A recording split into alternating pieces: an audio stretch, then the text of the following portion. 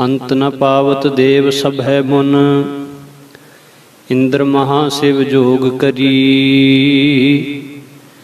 फुन वेद बिरंच विचार रह्यो, हर जाप ना छाड्यो एक करी। मथुरा जन को प्रभ दीन दयाल है, संगत श्रेष्ठ निहाल करी। रामदास गुरु जग तारन को, गुर जोत अर्जन माहे तरी। रामदास गुरु जग तारन को, गुर जोत अर्जन माहे तरी। परम सत्कार योग तखत चबर छत्र दे मालक, जुगो जुग अटल सतगुरु साहिब श्री गुरु ग्रंथ साहिब जी महाराज सच्चे पातशाह जी महाराज जी दे पवित्र चरनां दा ध्यान धरो। दोवें हथ जोड़ के सच्चे पातशाह जी नूं अपनी सुरती द्वारा नमस्कार करते हुए गुरफतेह दी सांझ पाओ। गज के आखो जी वाहिगुरु जी का खालसा, वाहिगुरु जी की फतेह। हजूर पातशाह ने अपार अपार अपार कृपा की है, जो आपां सारिआं नूं ये महान समा सतसंगत दा बख्शिया है। गुरु कृपा सदका गुरु साहिब दी महिमा, गुरु साहिब दे प्यारियां दी महिमा सरवण करन दा आपां नूं सुभाग प्राप्त होया है। बाणी कहती है, हम संतन की रेण प्यारे, हम संतन की सरना। संत हमारी ओट सताणी, संत हमारा गहना। हम संतन स्यों बणियाई, पूर्व लिखिया पाई, एह मन तेरा भाई। संतन स्यों मेरी लेवा देवी, संतन स्यों ब्यवहारा। संतन स्यों हम लाहा खाटिया, हर भगत भरे भंडारा। संतन मोको पूंजी सौंपी, तो उतरिया मन का धोखा। धर्म राये अब कहाँ करे गो, जो फाट्यो सगलो लेखा। महानंद भय सुख पाया, संतन कै प्रसादे। कहो नानक हर स्यों मन मान्या, रंग रत्ते बिस्मादे। हजूर महाराज जियां ने नाम रसिए महात्मा महापुरख, जिन्हां सास गिरास न विसरै, हर नामा मन मानत धन से सही। नानका पूरन सोई संत वाली अवस्था वाले जिहड़े महात्मा लोग, एडा वड्डा उन्होंने सत्कार दिता है बाणी दे विच।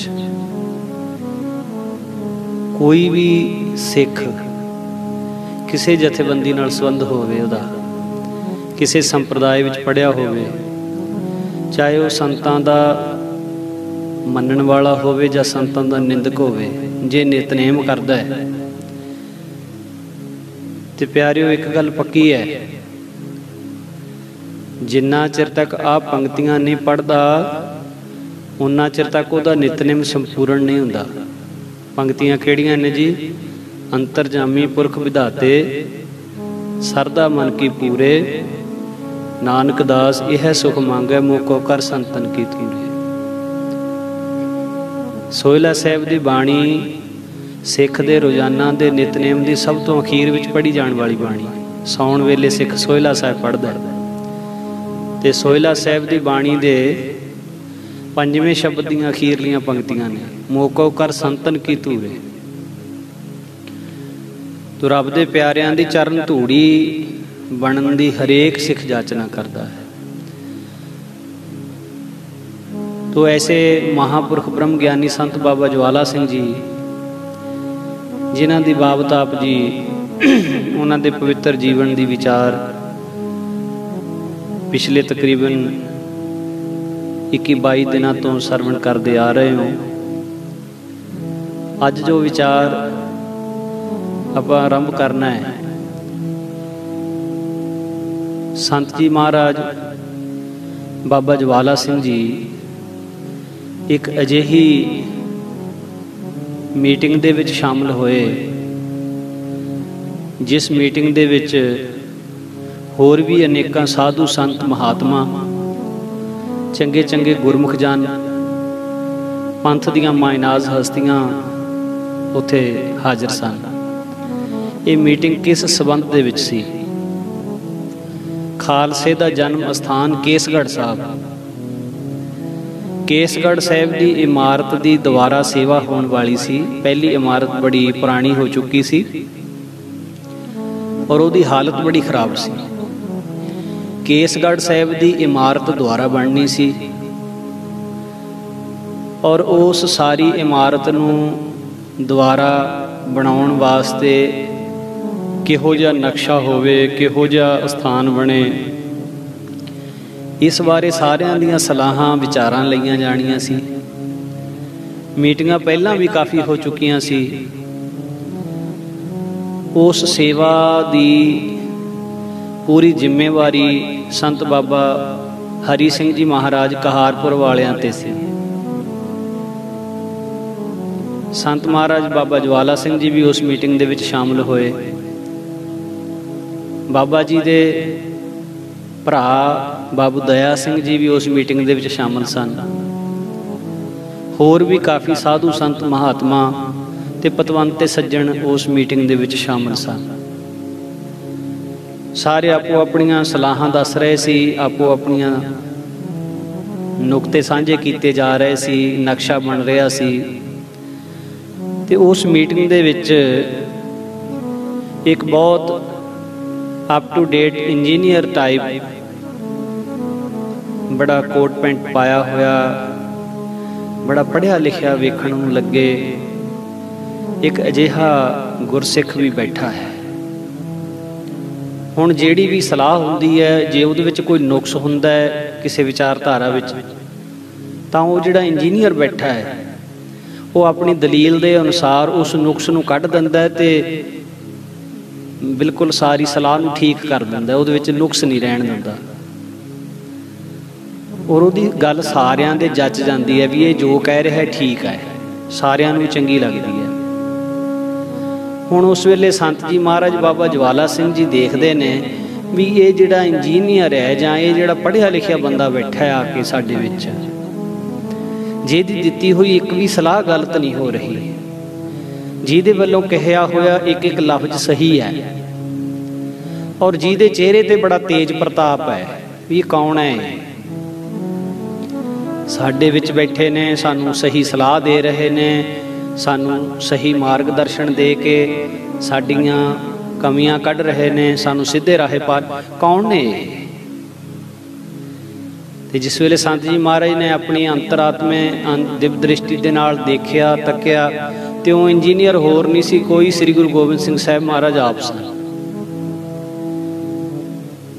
ਜਦੋਂ ਸੰਤ ਮਹਾਰਾਜ ਨੇ ਇਸ ਗੱਲ ਨੂੰ ਜਾਣ ਲਿਆ ਤੇ ਮਹਾਰਾਜ ਇੱਕਦਮ ਆਸ਼ਾਸ਼ ਕਰ ਉੱਠੇ, ਬਲਿਹਾਰ ਬਲਿਹਾਰ, ਧੰਨ ਗੁਰੂ ਕਲਗੀਆਂ ਵਾਲੇ ਪਾਤਸ਼ਾਹ ਆਪ ਆ ਕੇ ਬੈਠੇ ਨੇ, ਆਪ ਆਪਣੀ ਨਿਗਰਾਨੀ ਦੇ ਵਿੱਚ ਕੰਮ ਕਰਾ ਰਹੇ ਨੇ। ਤੇ ਉਸ ਵੇਲੇ ਸੰਤ ਜੀ ਮਹਾਰਾਜ ਦਾ ਫੁਰਨਾ ਹੋਇਆ ਕਿ ਉਹਨਾਂ ਦੇ ਭਾਈ ਬਾਬੂ ਦਇਆ ਸਿੰਘ ਜੀ ਬਹੁਤ ਵਾਰੀ ਸੰਤ ਮਹਾਰਾਜ ਅੱਗੇ ਬੇਨਤੀਆਂ ਕਰ ਚੁੱਕੇ ਸੀ ਵੀ ਮਹਾਂਪੁਰਸ਼ੋ ਸਾਨੂੰ ਵੀ ਕਿਤੇ ਗੁਰੂ ਮਹਾਰਾਜ ਦਾ ਦਰਸ਼ਨ ਦੀਦਾਰ ਕਰਵਾਓ। ਤੇ ਸੰਤ ਮਹਾਰਾਜ ਦੇ ਅੰਦਰ ਫੁਰਨਾ ਹੋਇਆ ਵੀ ਇਹਨਾਂ ਨੂੰ ਦਰਸ਼ਨ ਕਰਾ ਦਈਏ, ਵੀ ਮਹਾਰਾਜ ਤੁਹਾਡੇ ਕੋਲ ਬੈਠੇ ਨੇ ਤੇ ਤੁਸੀਂ ਦਰਸ਼ਨ ਕਰ ਲਓ। ਤੇ ਜਦੋਂ ਮਹਾਰਾਜ ਅਜੇ ਫੁਰਨਾ ਹੀ ਬਣਿਆ ਅੰਦਰ, ਅਜੇ ਇਸ਼ਾਰਾ ਕਰਨਾ ਹੈ, ਕਹਿਣਾ ਹੈ, ਉਹ ਫੁਰਨਾ ਹੀ ਬਣਿਆ ਤੇ ਉਹ ਇੰਜੀਨੀਅਰ ਦੇ ਰੂਪ ਦੇ ਵਿੱਚ ਜੋ 10ਵੇਂ ਪਾਤਸ਼ਾਹ ਮਹਾਰਾਜ ਬੈਠੇ ਸੀ, ਇਸ਼ਾਰੇ ਦੇ ਨਾਲ ਸਮਝਾਇਆ, ਰੋਕ ਦਿੱਤਾ, ਨਾ ਨਾ ਮਹਾਰਾਜ ਜੀ ਆਪਣੇ ਭਰਾ ਦੀ ਲਿਹਾਜ਼ ਕਰਦੇ ਹੋ, ਬਾਕੀ ਵੀ ਸਾਰੇ ਉੱਦਾਂ ਦੇ ਬੈਠੇ ਨੇ। ਤੇ ਸੰਤ ਮਹਾਰਾਜ ਇੱਕਦਮ ਗੁਰੂ ਸਾਹਿਬ ਦੇ ਇਸ ਬਚਨ ਨੂੰ ਸੁਣ ਕੇ ਤੇ ਚੁੱਪ ਬੈਠ ਗਏ, ਅਜ਼ਰ ਨੂੰ ਜਰਿਆ बिल्कुल उस गल नूं ਜ਼ਾਹਰ नहीं होण दिता। बाद दे विच जदों संत सभा दे विच ये गल खुली ते सारे ही हैरान रह गए भी धन गुरु गोबिंद सिंह साहिब महाराज आप अपने सेवकां दे कारज करन वास्ते आप महाराज दरबार दी केसगढ़ साहिब दी सेवा दे विच सलाह देण वास्ते साडी नुक्स साडे कढण वास्ते महाराज आप आए सी। पढ़ते तो हाँ जी आप संतां के कारज आप खलोया तो कोई शक नहीं महाराज आउंदे भी ने, कोई शक नहीं ये महाराज सदा ही हाजिर हुंदे ने। गुप्त रूप दे विच आके महाराज जी मार्गदर्शन भी करते हैं। पर उस अजर नूं जरण दी सत्ता होवे, उस गुप्त भेद नूं गुप्त रखण दी साडे विच सत्ता होवे ते महाराज प्रतख भी दर्शन दे सकते।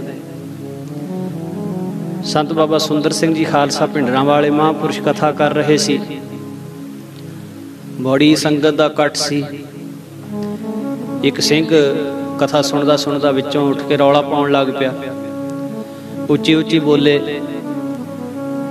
वो की कह रहा, देखो साध संग जी गुरु गोबिंद सिंह जी महाराज आ गया।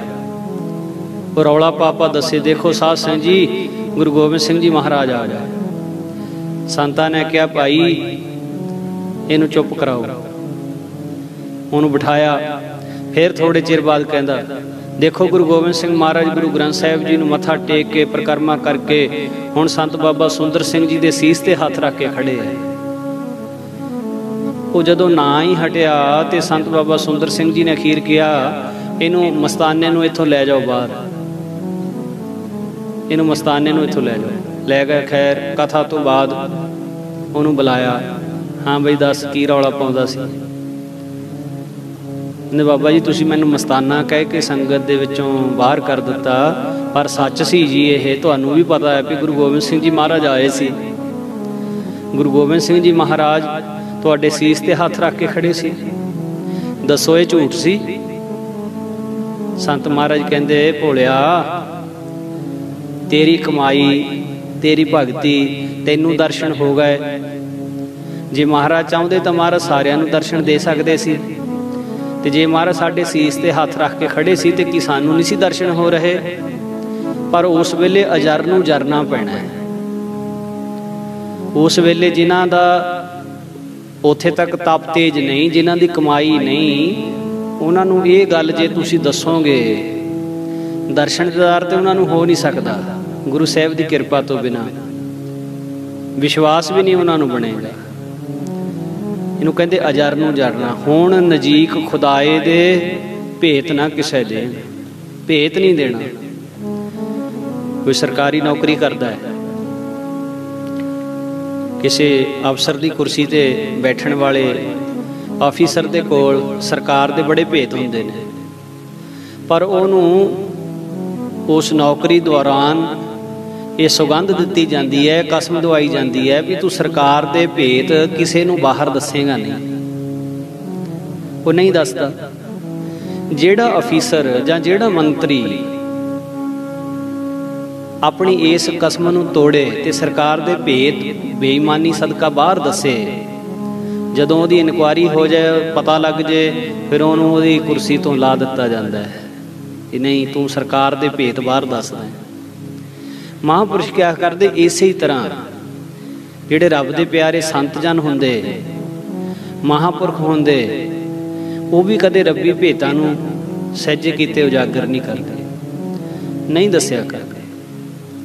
जिसदा उत्थे ते कोई ताप नहीं है, कमाई नहीं है, उस दे कोले वो गल नहीं जार कर सकते। बाबा नानक सिंह नानसर कलेरां वाले महापुरखां दे कोल कोई प्रेमी चलिया गया, बहुत पढ़िया लिखिया सी, बहुत पढ़िया लिखिया। वो हुण जाके बाबा जी नूं कहंदा है, महाराज जी मैं सुनिया है भी तुसीं गुरु नानक महाराज जी दे दर्शन कीते हुए ने, कि ये सच है? ते बाबा नानक सिंह जी सुन के पहले चुप रहे, बोले ही ना। कोई बेपरवाह ना बोलनी, ਉਹਨਾਂ ਨੂੰ ਕੀ ਹੈ ਜੀ, ਸੰਤਾਂ ਨੂੰ ਮਹਾਂਪੁਰਖਾਂ ਨੂੰ ਜਵਾਬ ਦੇਣ ਨਾ ਦੇਣ ਆਪਣੀ ਮੌਜ ਦੇ ਵਿੱਚ। ਸੰਤ ਨਹੀਂ ਬੋਲੇ, ਫੇਰ ਪੁੱਛਦਾ ਬਾਬਾ ਜੀ ਤੁਸੀਂ ਬੋਲਦੇ ਨਹੀਂ। ਮੈਂ ਤੁਹਾਨੂੰ ਪੁੱਛਿਆ ਵੀ ਮਹਾਰਾਜ ਵੀ ਕੀ ਤੁਸੀਂ ਗੁਰੂ ਨਾਨਕ ਸਾਹਿਬ ਜੀ ਦੇ ਦਰਸ਼ਨ ਕੀਤੇ ਨੇ? ਬਾਬਾ ਨੰਦ ਸਿੰਘ ਜੀ ਕਹਿੰਦੇ ਅਸੀਂ ਕੀਤੇ ਨੇ ਚਾਹੇ ਨਹੀਂ ਕੀਤੇ, ਤੈਨੂੰ ਇਸ ਗੱਲ ਨਾਲ ਕੀ ਬਈ, ਤੂੰ ਕੀ ਲੈਣਾ? ਦਰਸ਼ਨ ਕੀਤੇ ਜਾਂ ਨਹੀਂ ਕੀਤੇ, ਤੈਂ ਇਸ ਗੱਲ ਤੇ ਕੀ ਲੈਣਾ? ਕਹਿੰਦਾ ਜੀ ਮੈਂ ਤਾਂ ਇਹ ਗੱਲ ਕਹਿਣਾ ਵੀ ਜੇ ਤੁਸੀਂ ਦਰਸ਼ਨ ਕੀਤੇ ਨੇ ਤਾਂ ਕਿਰਪਾ ਕਰਕੇ ਮੈਨੂੰ ਵੀ ਦਰਸ਼ਨ ਕਰਾ ਦਿਓ, ਮੈਨੂੰ ਵੀ ਦਰਸ਼ਨ ਕਰਾ ਦਿਓ। ਬਾਬਾ ਨੰਦ ਸਿੰਘ ਜੀ ਕਹਿਣ ਲੱਗੇ, ਕਹਿੰਦੇ ਪ੍ਰੇਮੀਆਂ ਕਿੰਨੀ ਪੜ੍ਹਾਈ ਕਰੀ ਹੋਈ ਤੈਂ? ਕਹਿੰਦਾ ਜੀ 16 ਜਮਾਤਾਂ ਪੜ੍ਹਿਆ ਹੋਇਆ। 16 ਜਮਾਤਾਂ? ਅੱਛਾ 16 ਜਮਾਤਾਂ ਪੜ੍ਹਿਆ ਜੀ, ਡਿਗਰੀ ਕੀਤੀ ਹੋਈ ਹੈ। ਐਂ ਕਰ ਵੀ ਜਿਹੜੀ ਤੈਂ ਡਿਗਰੀ ਕਰੀ ਹੋਈ ਹੈ ਇੱਥੇ ਬੈਠਾ ਬੈਠਾ ਸਾਨੂੰ ਡਿਗਰੀ ਕਰਾ ਦੇ, ਕਰਾ ਦੇਗਾ? ਕਹਿੰਦਾ ਜੀ ਉਹ ਤਾਂ ਸਮਾਂ ਲੱਗੂ। ਕਹਿੰਦੇ ਕਿੰਨਾ ਕੁ? ਘੰਟਾ 2 ਘੰਟੇ ਲੱਗਣਗੇ? ਕਹਿੰਦਾ ਨਾ ਮਹਾਰਾਜ 16 ਸਾਲਾਂ 'ਚ ਡਿਗਰੀ ਮੈਂ ਕਰੀ ਹੈ, 16 ਸਾਲ ਤਾਂ ਲੱਗਣਗੇ ਹੀ ਘੱਟੋ ਘੱਟ, ਜੇ ਹਰ ਸਾਲ ਵੀ ਪਾਸ ਹੁੰਦੇ ਰਹੀਏ। 16 ਸਾਲਾਂ 'ਚ ਡਿਗਰੀ? ਕਹਿੰਦੇ ਪ੍ਰੇਮੀਆਂ ਜਿਹੜੀ ਦੁਨਿਆਵੀ ਡਿਗਰੀ 16 ਸਾਲਾਂ 'ਚ ਤੈਂ ਲਈ ਤੇ 16 ਸਾਲਾਂ ਤੋਂ ਘੱਟ ਅਸੀਂ ਨਹੀਂ ਲੈ ਸਕਦੇ। ਦੁਨਿਆਵੀ ਡਿਗਰੀ ਲੈਣੀ ਹੈ 16 ਸਾਲ ਮਿਹਨਤ ਕਰਨੀ ਪਊਗੀ, ਤਾਂ ਜਾ ਕੇ ਹਰੇਕ ਸਾਲ ਪਾਸ ਹੋਇਆਂ ਤੇ ਡਿਗਰੀ ਮਿਲੂਗੀ।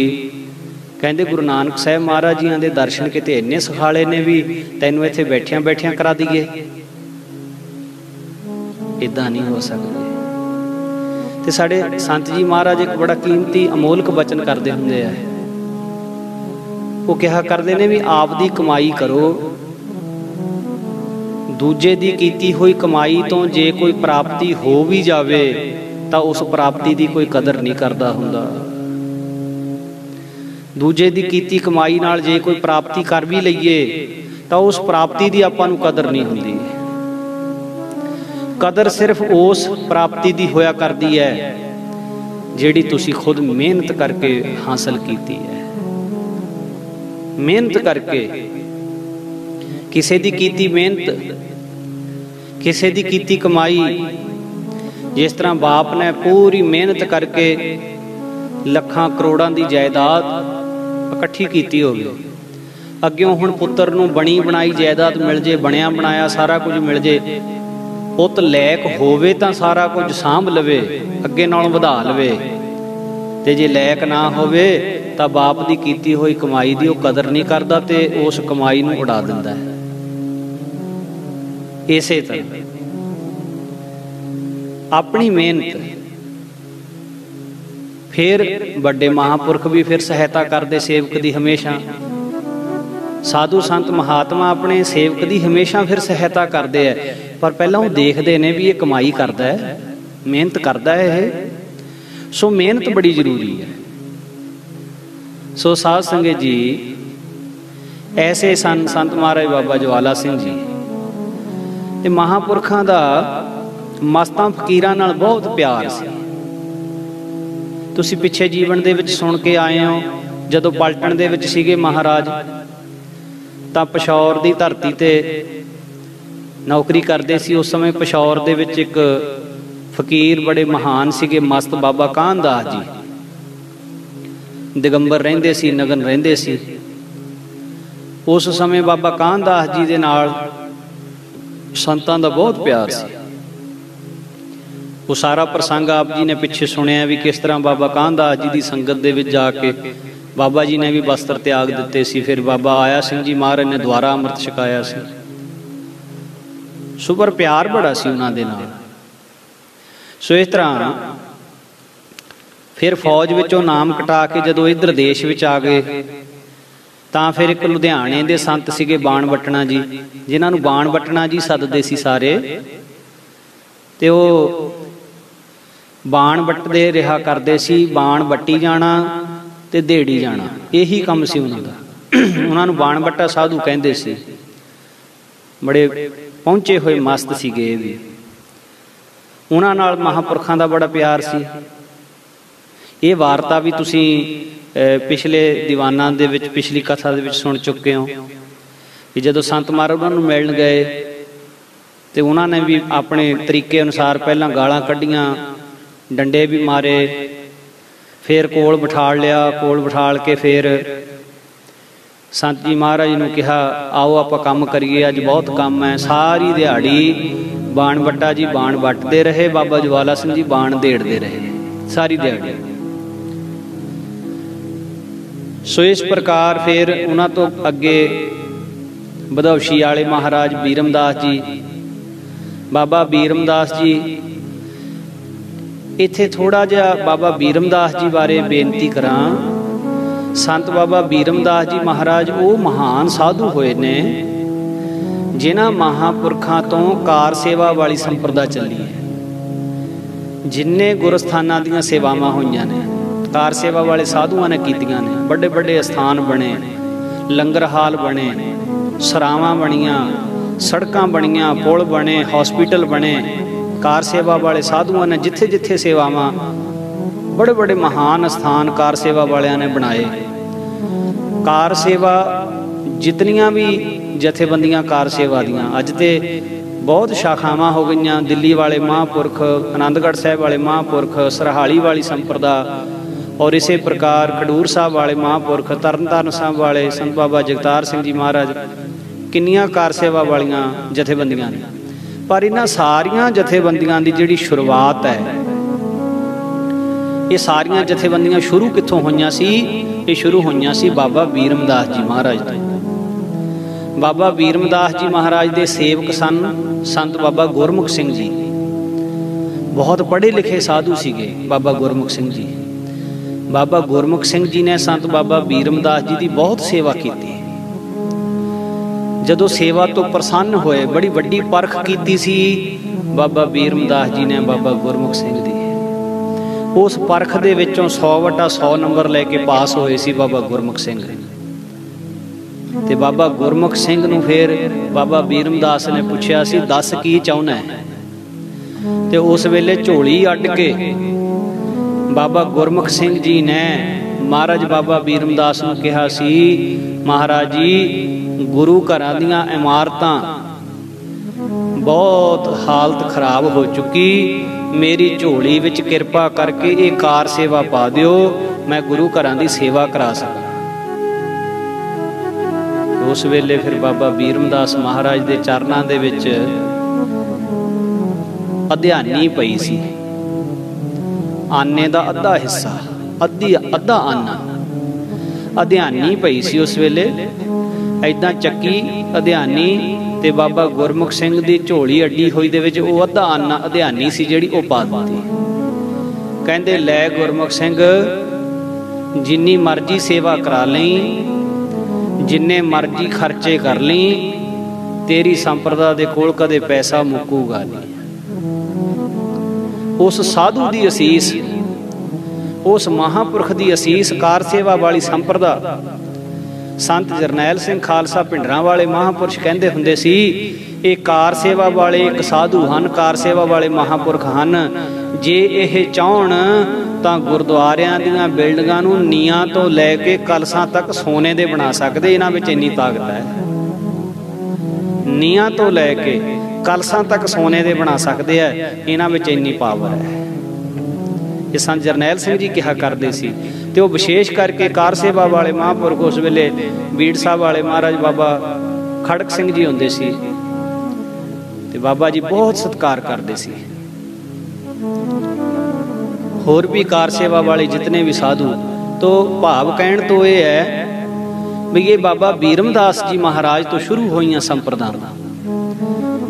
ਬਹੁਤ ਕਮਾਈ ਵਾਲੇ ਸਾਧੂ ਸੀ ਬਾਬਾ ਬੀਰਮਦਾਸ।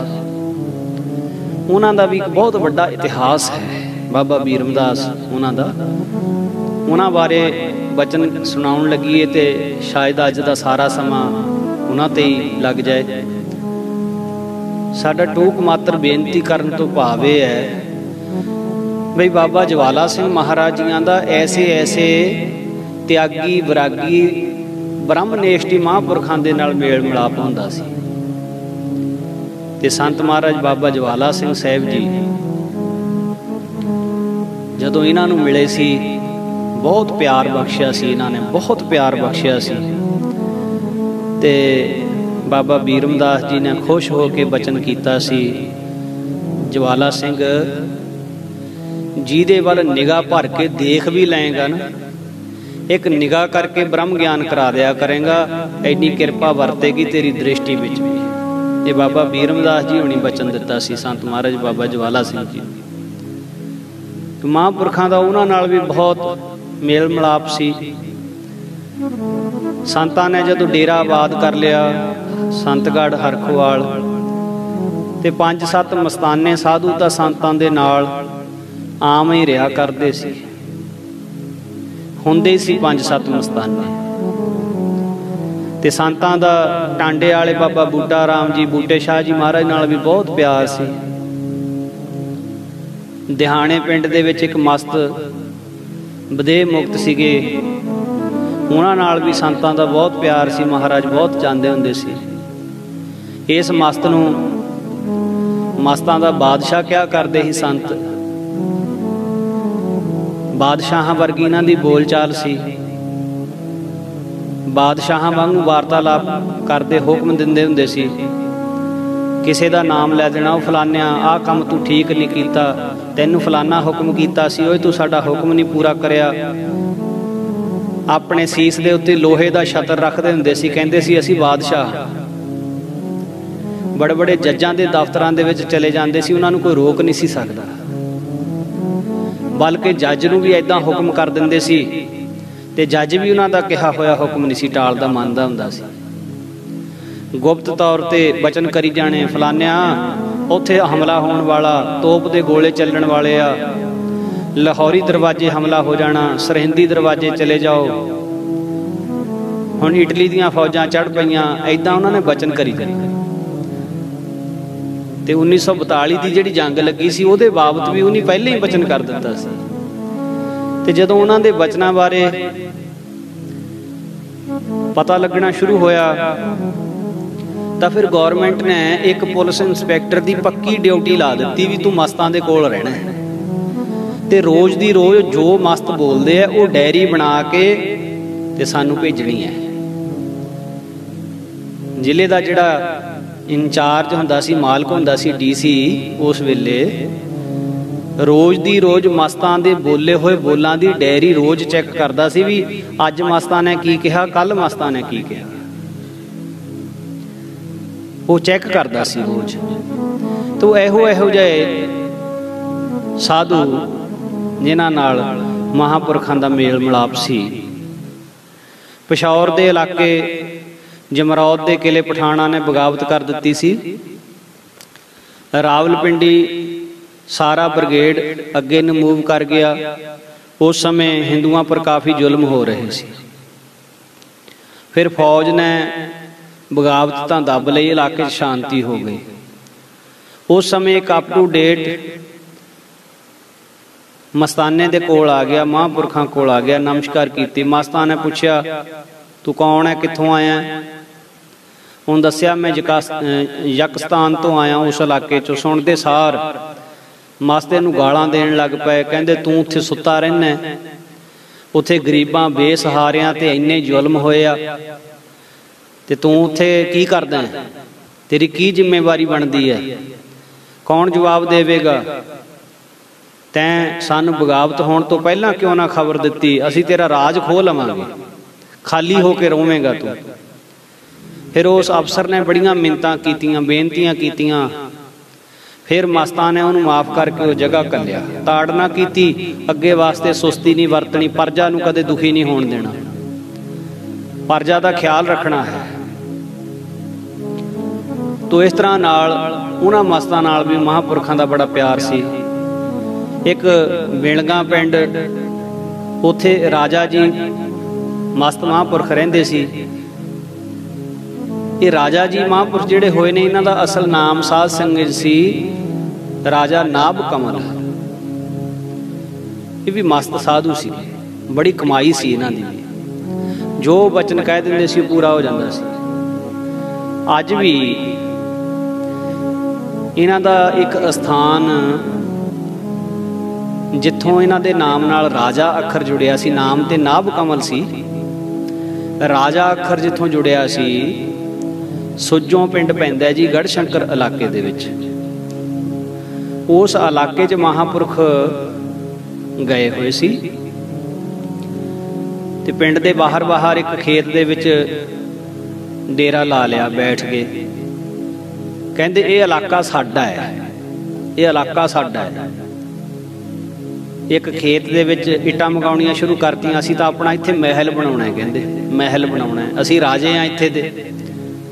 ਹੁਣ ਮਸਤ ਜੋ ਕਹੀ ਜਾਣ, ਇਲਾਕੇ ਦੇ ਜਿਹੜੇ ਸ਼ਰਧਾਲੂ ਸੀਗੇ ਉਹ ਮਸਤਾਂ ਦਾ ਵਚਨ ਮੰਨੀ ਜਾਣ, ਪਰ ਜਿਹਦਾ ਖੇਤ ਸੀ ਪਿੰਡ ਵਾਲੇ ਸਾਰੇ ਸੰਤਾਂ ਦੇ ਖਿਲਾਫ, ਮਸਤਾਂ ਦੇ ਖਿਲਾਫ, ਕਹਿੰਦੇ ਤਾਂ ਕਬਜ਼ਾ ਕਰ ਲੈਣਾ ਸਾਧ ਨੇ। ਇੱਥੋਂ ਤੱਕ ਵੀ ਪਿੰਡ ਵਾਲੇ ਇਕੱਠੇ ਹੋ ਕੇ ਚੜ੍ਹਾਈ ਕਰਕੇ ਆ ਗਏ ਵੀ ਇਹਨਾਂ ਨੂੰ ਕੱਢਣਾ ਇੱਥੋਂ। ਇਕੱਠੇ ਹੋ ਕੇ ਆ ਗਏ, ਮਸਤ ਬੈਠੇ, ਰਾਜਾ ਜੀ ਮਹਾਰਾਜ ਬੈਠੇ ਤੇ ਪਿੰਡ ਵਾਲਿਆਂ ਨੇ ਆ ਕੇ ਸੰਤਾਂ ਦੇ ਡੰਡੇ ਮਾਰੇ, ਸੰਤਾਂ ਦੇ ਮਸਤਾਂ ਦੇ ਮੱਥੇ ਤੇ ਗਲੀ ਹੋ ਗਈ, ਖੂਨ ਚੱਲ ਪਿਆ। ਉਹ ਕਹਿੰਦੇ ਅਸੀਂ ਤਾਂ ਇੱਥੇ ਦੇ ਰਾਜੇ ਆਂ, ਇਹ ਸਾਰਾ ਇਲਾਕਾ ਸਾਡਾ ਹੈ, ਇਸ ਇਲਾਕੇ ਦੇ ਅਸੀਂ ਮਾਲਕ ਹਾਂ, ਅਸੀਂ ਰਾਜੇ ਹਾਂ ਇੱਥੇ ਦੇ, ਅਸੀਂ ਇੱਥੇ ਆਪਣਾ ਬੰਗਲਾ ਬਣਾਉਣਾ ਹੈ, ਅਸੀਂ ਇੱਥੇ ਆਪਣਾ ਮਹਿਲ ਬਣਾਵਾਂਗੇ, ਬੰਗਲਾ ਬਣਾਵਾਂਗੇ ਇੱਥੇ। ਉਹ ਕਹਿੰਦੇ ਤਾਂ ਖੇਤ ਸਾਡੇ ਨੇ, ਫਲਾਣੇ ਦਾ ਖੇਤ ਹੈ, ਆ ਫਲਾਣੇ ਦਾ ਖੇਤ। ਕਹਿੰਦੇ ਤੁਹਾਡੀ ਇਹ ਜ਼ਮੀਨ ਨਹੀਂ ਹੈ, ਤਾਂ ਸਾਡੀ ਜ਼ਮੀਨ ਹੈ।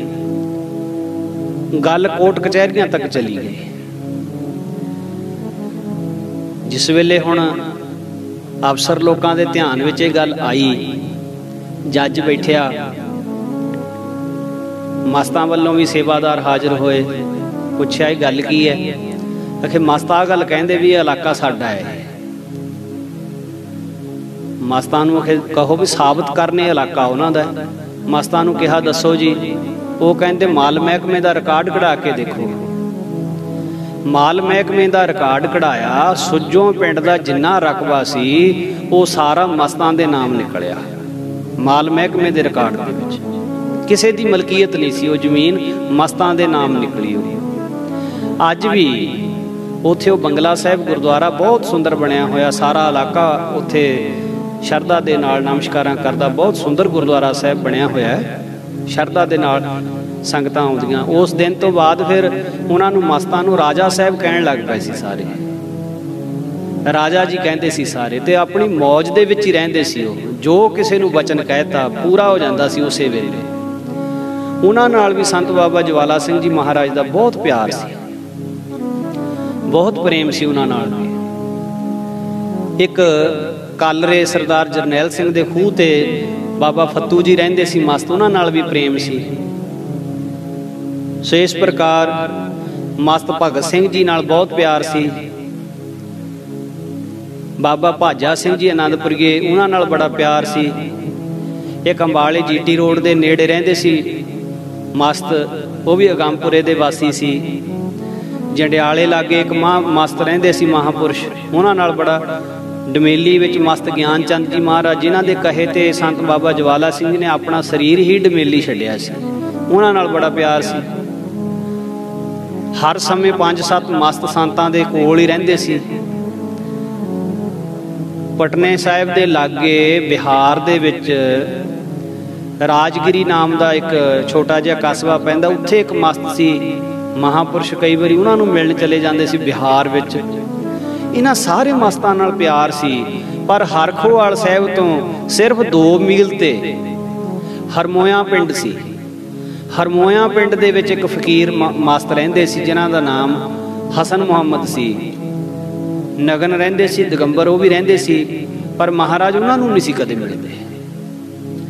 ਸੈਂਕੜੇ ਮੀਲਾਂ ਦਾ ਸਫ਼ਰ ਤੈਅ ਕਰਕੇ होर मस्तां दे कोल आप चल के जांदे सी, पर हसन मुहम्मद हरमोयां वाले मस्तां नूं महाराज ना कदे आप मिलण जांदे ते ना कदे वो मिलण आए। ते संत बाबा बिशन सिंह जी महाराज ने एक बारी पुछ लिया, कहंदे महाराज वे गल की है, एडी एडी दूर जाके मस्तां नूं मिलदे हो, एडी एडी दूर जाके मस्तां दा दर्शन करदे हो, मस्तां नूं दर्शन दिंदे हो, पर 2 मीलां ते मस्त हसन मुहम्मद बैठा, कदे ना उहनूं मिलण गए, ना उहनूं कदे दर्शन दिते, ना उहदे कदे दर्शन कीते, गल की? महाराज कहंदे कोई नहीं, समा आऊगा संत जी, ये भी दसांगे भी असीं उहनां नूं क्यों नहीं मिलते, समा आऊगा। 1946 सन चढ़िया, होले महल्ले दे दिनां तो बाद संत जी महाराज हजूर साहब चले गए, बाबा ज्वाला सिंह जी हीरा घाट गोदावरी दे कंढे आसन ला के बह गए। थोड़े जिहे सिंह सी महाराज दे नाल, एक बारी बैठे 4 पहर बैठे रहे, जिन्ने बजे सवेरे बैठे शाम नूं उन्ने बजे चौंकड़ा खुलिया। 4 पहरां तो बाद थोड़ा जिहा पानी जवैन रिन के 1.5 कुपा पानी फिक्का पीता, उदों बाद फिर चौंकड़ा ला के बह गए। फिर 8 पहर ना चौंकड़ा खोलिया, नेत्र बंद करके बह गए। 8 पहरां बाद नेत्र खोले। 8 पहरां तो बाद फिर उस तरह जवैन का रिझिया पानी थोड़ा जिहा पीता, शरीर नूं खुराक दित्ती। फिर 1 मील गोदावरी के कंढे कंढे फिर के सैर की हजूर ने। फिर इसे तरह समा बीतता गया। चौथे हफ्ते तां ऐसी हद की भी 16 पहर 48 घंटे चौंकड़ा नहीं खुलिया, 48 घंटे समाधि ला के बैठे रहे। जदों महाराज इन्ना तप कर रहे सी बाबा ज्वाला सिंह जी, तां उन्हां दे चेहरे दा जलाल चढ़दे सूरज की तरह हो गया सी। ते अणजाण पुरुष सीगे जिहड़े संतां दी तपस्या देख के हैरान भी सीगे ते डरे होए भी सी भी गल की, संत इन्नी कठिन तपस्या क्यों कर रहे हैं। जो सेवादार उन्होंने किसी गल का पता नहीं सी भी संत क्यों इन्नी कठिन तपस्या करते, ते ना किसी की पुछण की हिम्मत सी। 3 हफ्ते संतां नूं इस तरह तप करदे उत्थे हो गए। समाधि तो उथान हुंदे जवैन का थोड़ा जिहा कढ़िया होया पानी पींदे, गोदावरी के कंढे थोड़ा समा टहलदे, घंटा क आराम करन तो बाद फिर संत समाधि च बैठ जाते। 1 हफ्ता लगातार समाधि विच बैठिया लंघ गया। हफ्ते तो बाद संतां दी समाधि खुली। नेत्रां दा जलाल, चेहरे वाल कोई तक नहीं सी सकदा, ऐसा प्रभाव सी उस वेले।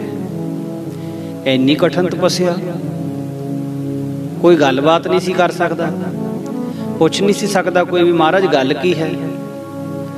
हुण इसे तरह 5वां हफ्ता आ गया, समाधि स्थित सारा हफ्ता लंघ गया। फिर ख्याल सी सेवादारां दा भी हुण हफ्ता पूरा हो गया, हुण संतां ने समाधि खोल लैनी है। पर संत हफ्ता पूरा होए ते भी समाधि चों ना उठे। सेवादार कुछ घबरा गए भी गल की हो गई। 1 दिन बीत गया, दूजा दिन बीत गया, पूरे 10 दिनों बाद संतां ने समाधि खोली। अज सेवादारां नूं इदां लग्या भी जब 10 दिनों बाद संत महाराज चौंकड़े चों उठे, समाधि चों उठे, भी अज तां साडे लई सूरज चढ़िया। सारियां दे चेहरे खिड़ गए। प्यार हुंदा सेवादारां दा महापुरखां दे नाल। प्रसन्न हो गए सारे सेवादार, और संत भी हुण सारे सेवादारां नाल बड़े खुश हो के बचन विलास करन लगे। हुण सेवादारां दे चित्त विच एक होर फिकर पिया भी संत थोड़ा चिर समाधि चों बाहर रहिंदे, हौली हौली अपनी समाधि का समा वधाई जांदे आ, ते हुण जे संत समाधि च बैठ गए, हुण पता नहीं किन्ने दिनां बाद उठणगे। तां संत महाराज नूं सेवादारां ने हिम्मत करके पुछे लिया कहंदे महाराज जी हुण तां नहीं समाधि विच बैठना। तां सारे सिंह देख के हैरान सन कि संतां दी आवाज़ दे विच कोई फर्क नहीं पिया, ना शरीर कमज़ोर होया। देखो साध संगत जी, सुखमनी साहिब दे विच महाराज कहंदे प्रभ भावै बिन सास ते रख है। जे परमेश्वर चाहे बिना साहां तो भी रख सकदा है, बिना खुराक तो शरीर नूं रखना तो गल ही कुछ नहीं है महाराज वास्ते। बिना खुराक तो रखना तो कुछ भी गल नहीं है, बिना साहां तो भी रख सकता है। ये गल एक बारी संत महाराज बाबा हरनाम सिंह जी रामपुर खेड़े वाले जदों ये पंक्ति पढ़ी ना महापुरुषां ने, प्रभ भावै बिन सास ते रख है, तो उन्होंने फैसला करया भी असीं देखिए इस गल नूं अपने ते घटा के भी जिहड़ा परमेश्वर बिना साहां तो रख सकदा वो बिना भोजन तो भी रख सकदा, ते क्यों ना असीं इस गल नूं अपने शरीर ते हंडा के देखिए। बाबा हरनाम सिंह रामपुर खेड़े वाले सेवादारां नूं कहंदे भी असीं हुण 40 दिन अपनी कुटिया चों बाहर नहीं आउणा। 40 दिन ना भोजन छकना है ना जल छकना है, छकना नहीं हुण असीं कुछ भी। 40 दिन साडी कुटिया दा बूहा ना खोलिओ। 40 दिनां तो बाद 41वें दिन जे तां असीं अपने आप बाहर आ गए तां ठीक है, जे असीं बाहर ना आए 41वें दिन तुसीं बूहा पट के जे असीं चढ़ाई कर गए होए तो साडे शरीर नूं बाहर कढ के संस्कार कर देना। इन्नी दृढ़ता, कैसी कुर्बानी, कैसे महापुरख सीगे जी वो। ते संत बाबा हरनाम सिंह जी 40 दिन वास्ते अपनी कुटिया दे विच गुफा दे विच बैठ गए, भोरे विच बैठ गए। 41वें दिन महापुरख बाहर निकले। कहंदे गुरु साहिब ने जो वचन लिखे अखर अखर सत्य है, जे वो बिना साहां तो रख सकदा ते बिना भोजन तो भी रख सकदा है। इत्थे हुण अज दी साइंस फेल है बई भोजन तो बिना इन्ने दिन शरीर बच सकता है, पानी तो बिना इन्ने दिन शरीर बच सकता है। पर महापुरखां दे जिहड़े तजर्बे, महापुरखां ने नाम दा आसरा, नाम दे आसरे किन्ना किन्ना चिर आपदे शरीर नूं रखिया। ते हुण संत महाराज ने इन्नी कठिन तपस्या कीती। सेवादार पुछदे महाराज हुण बई तुसीं 10वें दिन आके हुण उठ के महाराज जी जवैण दा ही पानी पीता, वो भी फिक्का। महाराज फिर थोड़ा चिर पलंग ते बराजे। सेवादार मुट्ठी चापी कर लग पे, शरीर घुटन लग पे। हजूर ने कहा, कहंदे बाबा बिशन सिंह जी नूं चिट्ठी पाउणी है। उन्हां समयां दे विच कार्ड हुंदे सी, कार्ड लिख के पाए जांदे सी। चिट्ठी लिख के बाबा बिशन सिंह जी नूं पाई बई तुसीं हरमोई जाके मस्तां दा हाल पुछो की है, ठीक ठाक है। वो चिट्ठी संत बिशन सिंह जी दे कोल छोटे नंगल पुजी। उसे समय संत बिशन सिंह जी हरमोई आ गए। हरमोई आके की देखिया, उत्थे तां संगत बड़ी इकट्ठी हुई है, कवालियां हो रही ने, बड़ा इकट्ठ है। संत बिशन सिंह जी ने आके मस्तां दे एक श्रद्धालू नूं कहा भी ये की गल होई। कहंदे मस्त चढ़ाई कर गए। मस्तां दे श्रद्धालू नूं पुछया भी गल की होई, चढ़ाई किवें कर गए।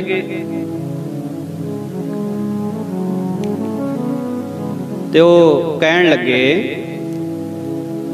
कहंदे जी मैं हर टाइम संतां दे कोल ही रहा, मस्तां दे कोल। उन्हां नूं बीमारी कोई नहीं सी, ना कोई बुखार सी, कोई दुख नहीं सी शरीर नूं। चढ़ाई करन तो 2-3 दिन पहलां दुहाइयां पाउंदे रहे, नठ नठ के डेरे संतगढ़ हरखोवाल वाल नूं जांदे सी। किन्नी दूर तक जाके फिर मुड़ आउंदे सी, दुहाइयां दिंदे सी, हे महाराज बाबा ज्वाला सिंह मैं भुल गया, मैनू रख लै, ऐसी गलती मुड़ के नहीं मैं करदा। बस 3 दिन यही दुहाइयां दिंदा रहा ते अखीर 3जे दिन चढ़ाई कर गया, खत्म हो गया। बाबा बिशन सिंह जी सुन के बड़े हैरान होए भी गल की हो। फिर चिट्ठी राही संतां नूं लिख के ये भेजी गल सारी भी मस्ताना आ हालत हो के चढ़ाई कर गया ਵੀ ਹੁਣ ਮਹਾਰਾਜ ਤੁਸੀਂ ਕਿਰਪਾ ਕਰਕੇ ਦੱਸੋ ਗੱਲ ਕੀ ਹੋਈ। ਸੰਤਾਂ ਨੇ ਫਿਰ ਉਧਰੋਂ ਚਿੱਠੀ ਭੇਜੀ ਵੀ ਜਦੋਂ ਪੰਜਾਬ ਆਵਾਂਗੇ ਫਿਰ ਗੱਲ ਦੱਸਾਂਗੇ, ਇਹ ਚਿੱਠੀਆਂ ਦੇ ਵਿੱਚ ਦੱਸਣ ਵਾਲੀ ਗੱਲ ਨਹੀਂ ਹੈ। ਸੰਤ ਮਹਾਰਾਜ ਤਕਰੀਬਨ 2.5 ਮਹੀਨੇ ਤੋਂ ਬਾਅਦ ਫਿਰ ਪੰਜਾਬ ਆਏ। ਜਦ ਡੇਰੇ ਆਏ, ਡੇਰੇ ਆ ਕੇ ਤੇ ਸਾਰਿਆਂ ਦੇ ਦਰਸ਼ਨ ਮੇਲੇ ਹੋਏ ਤਾਂ ਸੰਤ ਬਿਸ਼ਨ ਸਿੰਘ ਜੀ ਮਹਾਰਾਜ ਵੀ ਆ ਗਿਆ। ਫਿਰ ਸੰਤਾਂ ਦੇ ਅੰਦਰ ਜੋ ਸਵਾਲ ਸੀ ਬਾਬਾ ਬਿਸ਼ਨ ਸਿੰਘ ਜੀ ਦੇ, ਪੁੱਛਿਆ ਮਹਾਰਾਜ ਮਸਤਾਂ ਵਾਲੀ ਗੱਲ ਤਾਂ ਖੋਲੋ, ਗੱਲ ਕੀ ਸੀ ਇਹ? ਤਾਂ ਉਸ ਵੇਲੇ ਸੰਤ ਬਾਬਾ ਜਵਾਲਾ ਸਿੰਘ ਜੀ ਮਹਾਰਾਜ ਕਹਿਣ ਲੱਗੇ, ਸੰਤ ਜੀ ਵੈਸੇ ਤਾਂ ਇਹ ਭੇਦ ਖੋਲਣ ਵਾਲਾ ਹੈ ਨਹੀਂ, ਇਹ ਭੇਦ ਦੱਸਣ ਵਾਲਾ ਨਹੀਂ ਹੈ, ਪਰ ਤੁਸੀਂ ਖੁਦ ਸੰਤ ਲੋਕ ਹੋ, ਇਸ ਕਰਕੇ ਤੁਹਾਨੂੰ ਅਸੀਂ ਦੱਸ ਦਿੰਦੇ ਹਾਂ। ਕਹਿੰਦੇ ਮਹਾਰਾਜ ਦੱਸੋ ਕਿਰਪਾ ਕਰਕੇ। ਕਹਿੰਦੇ ਸੁਣੋ, ਕਹਿੰਦੇ ਜਿੰਨੇ ਵੀ ਰੂਹਾਨੀਅਤ ਦੇ ਵਿੱਚ ਗਿਆਨ ਵਿਗਿਆਨ ਦੇ ਮਾਰਫਤ ਜਾਣੂ ਅਗੰਮੀ ਮਹਾਂਪੁਰਖ ਹੁੰਦੇ ਹੈ, ਉਹਨਾਂ ਦਾ ਇਕੱਠ ਹੁੰਦਾ ਹੈ, ਉਹਨਾਂ ਦੀ ਮੀਟਿੰਗ ਹੁੰਦੀ ਹੈ, ਸਭਾ ਲੱਗਦੀ ਹੈ ਉਹਨਾਂ ਦੀ। ਇਸ ਦੁਨੀਆ ਦੇ ਵਿੱਚ ਜਿਹੜੇ ਵੀ ਕੰਮ ਹੁੰਦੇ ਹੈ ਉਸ ਸਭਾ ਦੇ ਵਿੱਚ ਫਿਰ ਸੰਤ ਲੋਕ ਵਿਚਾਰ ਕਰਦੇ ਹੈ ਬਈ ਆਹ ਗੱਲ ਹੋਣੀ ਚਾਹੀਦੀ ਹੈ ਜਾਂ ਨਹੀਂ ਹੋਣੀ ਚਾਹੀਦੀ। ਕਹਿੰਦੇ ਸਾਰੇ ਸਾਧੂ ਸੰਤ ਮਹਾਤਮਾ ਉੱਥੇ ਇਕੱਠੇ ਹੁੰਦੇ ਆ, ਉਸ ਮੀਟਿੰਗ ਦੇ ਵਿੱਚ, ਉਸ ਸਭਾ ਦੇ ਵਿੱਚ ਇਕੱਠੇ ਹੁੰਦੇ ਸਾਰੇ। ਕਹਿੰਦੇ ਹੁਣ ਜਦੋਂ ਉੱਥੇ ਇਕੱਠ ਹੋਇਆ, ਵਿਚਾਰ ਹੋਈ ਬਈ ਦੇਸ਼ ਦੀ ਵੰਡ ਹੋਣੀ ਹੈ, ਭਾਰਤ ਵਰਸ਼ 2 ਹਿੱਸਿਆਂ ਦੇ ਵਿੱਚ ਵੰਡਿਆ ਜਾਣਾ ਹੈ। ਇੱਕ ਹਿੱਸੇ ਵਿੱਚ ਮੁਸਲਮਾਨ ਰਹਿ ਜਾਣੇ ਹੈ, ਇੱਕ ਹਿੱਸੇ ਦੇ ਵਿੱਚ ਹਿੰਦੂ ਭਾਈਚਾਰਾ ਰਹਿ ਜਾਣਾ ਹੈ। ਤੇ ਉਸ ਵੇਲੇ ਵਿਚਾਰ ਹੋ ਰਹੀ ਸੀ ਬਈ ਇਹ ਵੰਡ ਕਿਸ ਹਿਸਾਬ ਨਾਲ ਹੋਵੇ, ਦੇਸ਼ ਦੀ ਜਿਹੜੀ ਸੀਮਾ ਹੈ ਉਹ ਕੀ ਬਣੇ।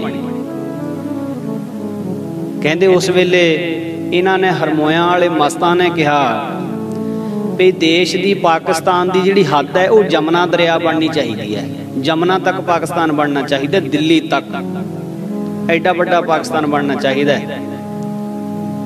ਕਹਿੰਦੇ ਉਸ ਵੇਲੇ ਸਿੱਖ ਸਾਧੂਆਂ ਨੇ ਕਿਹਾ ਵੀ ਇਹ ਨਹੀਂ ਹੋ ਸਕਦਾ, ਬਈ ਹਰਮੰਦਰ ਸਾਹਿਬ, ਕੇਸਗੜ੍ਹ ਸਾਹਿਬ, ਤਰਨਤਾਰਨ ਸਾਹਿਬ, ਖਡੂਰ ਸਾਹਿਬ, ਦਮਦਮਾ ਸਾਹਿਬ, ਇਹ ਜਿੰਨੇ ਸਥਾਨ ਹੈਗੇ ਆ ਇਹ ਸਾਰੇ ਪੰਜਾਬ 'ਚ ਰਹਿਣੇ ਚਾਹੀਦੇ ਆ। ਇਸ ਕਰਕੇ ਰਾਵੀ ਨੂੰ ਹੱਦ ਬਣਾਇਆ ਜਾਵੇ, ਰਾਵੀ ਹੱਦ ਬਣਨੀ ਚਾਹੀਦੀ ਹੈ। ਕਹਿੰਦੇ ਬਾਕੀ ਸਾਰੇ ਇਸ ਗੱਲ ਨਾਲ ਸਹਿਮਤ ਸੀਗੇ, ਪਰ ਹਰਮੋਇਆਂ ਵਾਲੇ ਮਸਤ ਸੀਗੇ ਜਿਹੜੇ, ਇਹ ਨਹੀਂ ਸੀ ਸਹਿਮਤ। ਇਹ ਕਹਿੰਦੇ ਸੀ ਨਹੀਂ, ਮੈਂ ਜਮਨਾ ਹੱਦ ਬਣਾਉਣੀ ਹੈ ਤੇ ਪਾਕਿਸਤਾਨ ਉੱਥੇ ਤੱਕ ਬਣਨਾ ਚਾਹੀਦਾ ਹੈ, ਉੱਥੇ ਤੱਕ ਪਾਕਿਸਤਾਨ ਬਣਨਾ ਚਾਹੀਦਾ।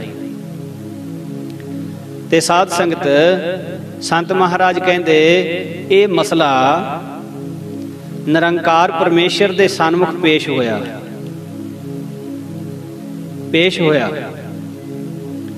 ਕਹਿੰਦੇ ਜਿਸ ਵੇਲੇ ਮਸਲਾ ਪੇਸ਼ ਹੋਇਆ ਤੇ ਉਧਰੋਂ ਹੁਕਮ ਹੋਇਆ ਵੀ ਜਿਹਦੀ ਕਮਾਈ ਜ਼ਿਆਦੇ ਹੈ ਉਹਦਾ ਵਚਨ ਮੰਨਿਆ ਜਾਣਾ ਹੈ, ਜਿਹਦੀ ਭਗਤੀ ਜ਼ਿਆਦੇ ਹੈ ਵਚਨ ਉਹਦਾ ਮੰਨਿਆ ਜਾਣਾ ਹੈ। ਕਹਿੰਦੇ ਜੀ ਫਿਰ ਉਸ ਵੇਲੇ ਹਰਮੋਇਆਂ ਵਾਲੇ ਮਸਤਾਂ ਦੀ ਕਮਾਈ ਜ਼ਿਆਦਾ ਨਿਕਲੀ। ਕਹਿੰਦੇ ਫਿਰ ਇੱਧਰ ਸਿੱਖ ਸੰਤਾਂ ਸਾਧੂਆਂ ਵੱਲੋਂ ਬਾਬਾ ਵੀਰਮਦਾਸ ਵਧੌਸ਼ੀ ਵਾਲਿਆਂ ਨੇ, ਬਾਬਾ ਜਵਾਲਾ ਸਿੰਘ ਜੀ ਕਹਿੰਦੇ ਸਾਡੀ ਡਿਊਟੀ ਲਾਈ ਬਈ ਹੁਣ ਤੁਸੀਂ ਤਪੱਸਿਆ ਕਰੋ, ਤੁਹਾਡੀ ਭਗਤੀ ਇਹਨਾਂ ਨਾਲੋਂ ਜਦ ਵੱਧ ਜਾਏਗੀ ਤਾਂ ਫਿਰ ਸਾਡਾ ਵਚਨ ਮੰਨਿਆ ਜਾਏਗਾ। ਕਹਿੰਦੇ ਇਸ ਕਰਕੇ ਫਿਰ ਅਸੀਂ ਵਿਚਾਰ ਕੀਤੀ ਵੀ ਕਿਹੜੀ ਧਰਤੀ ਪਵਿੱਤਰ ਹੈ ਜਿੱਥੇ ਜਾ ਕੇ ਭਗਤੀ ਕਰੀਏ। ਕਹਿੰਦੇ ਫਿਰ ਸਾਨੂੰ ਸਭ ਤੋਂ ਪਵਿੱਤਰ ਧਰਤੀ ਹਜੂਰ ਸਾਹਿਬ ਦੀ ਦਿਸੀ। ਹਜੂਰ ਸਾਹਿਬ ਫਿਰ ਅਸੀਂ ਚਲੇ ਗਏ, ਫਿਰ ਉੱਥੇ ਕਠਨ ਤਪੱਸਿਆ ਕਰੀ, ਜਿਸ ਤਪੱਸਿਆ ਦੇ ਬਾਰੇ ਆਪ ਜੀ ਸੁਣ ਚੁੱਕੇ ਹੋ। ਕਹਿੰਦੇ ਫਿਰ ਉੱਥੇ ਕਠਨ ਤਪ ਕਰਿਆ। ਕਹਿੰਦੇ ਜਿਸ ਵੇਲੇ 35 ਦਿਨ ਹੋ ਗਏ ਸੀ ਸਾਨੂੰ, 40 दिन का चलीसा करना सी। कहते जदों 35 दिन हो गए तो फिर ये मस्ताना मिन्नतां करन लग पिया बई संत ज्वाला सिंह जी हुण तुसीं छड्ड दिओ अपना चलीसा ते मैं तुहाडी गल मन्नूंगा, मैं जिवें तुसीं कहोगे इस गल नूं तैयार हां, रावी ही हद बननी चाहिदी है, मैं नहीं जिद करांगा ते तुसीं हुण वापस आ जाओ। कहंदे उस वेले हुण असीं 40 दिन की अरदास कीती हुई सी ते बाकी सारे महापुरखां ने मस्ताने दे उल्ट मता पास कीता होया सी बई हुण 40 दिन भगती करके इहदे मतसवी ख्यालां दे उपर जाया जावे। ये सारियां दे विच फर्क पा रहा है।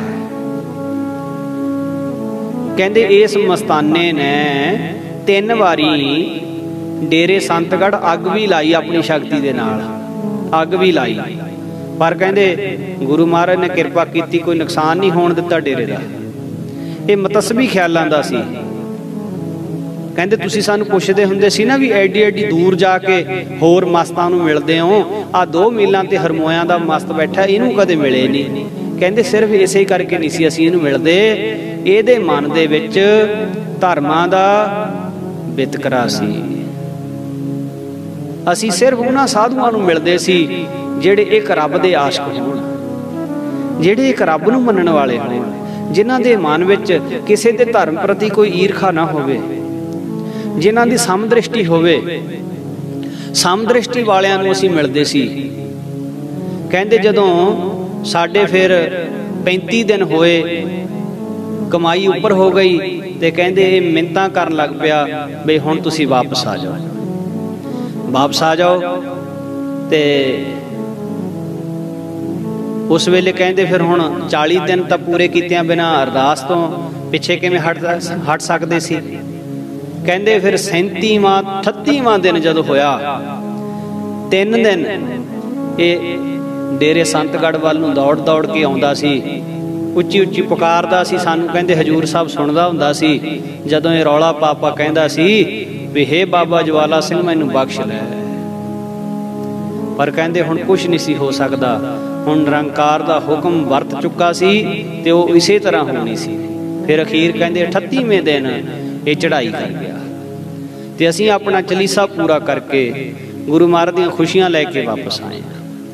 सो इस तरह नाल संत महाराज दा जीवन सारे साधुआं नाल, सारे संतां नाल महापुरख बहुत मेल मिलाप रखदे सी। और जो फिर देश की वंड हुई, रावी दरिया हद बनिया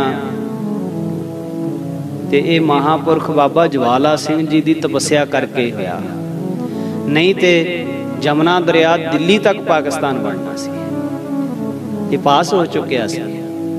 तो ये अगम्मी बातां हन, साध संगत विश्वास करन दियां हन, भरोसा करन दियां हन। इत्थे शंका की कोई बात नहीं है, क्योंकि उत्थे तक किसी की पहुँच होवे, उत्थे तक किसी की दृष्टि जाती होवे, किसी की सुरत उत्थे तक उडारी मारदी होवे, उन्नी कमाई होवे तां कोई उत्थे दी गल कर सके।